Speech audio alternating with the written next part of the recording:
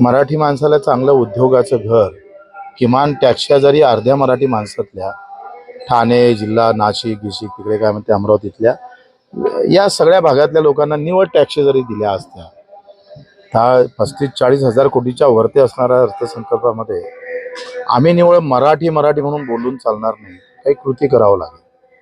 अस्मिता असली पाहिजे, पण अस्मिता जिवंत ठेवण्यासाठी मनगटात जोर पण पाहिजे.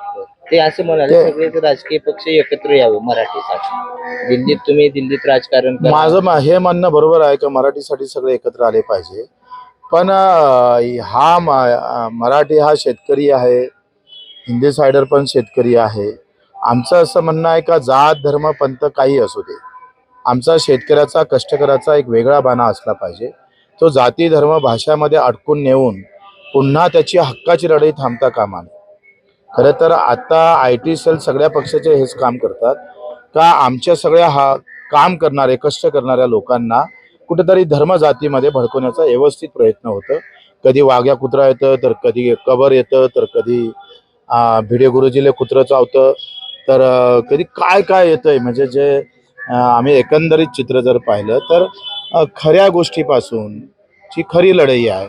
आजही तुम्ही पाहिलं तर हॉस्पिटलमध्ये मी ज्या हॉस्पिटलमध्ये उपचार करतो त्या हॉस्पिटलमध्ये मला मतदान करणारा माणूस उपचार नाही करू शकत. 75व्या वर्षामध्ये आजही समानतेनं आरोग्याची सेवा देऊ शकलो नाही. हे अपयश आहे ना सरकारचं. कुठे जाती धर्माचा विषय आहे?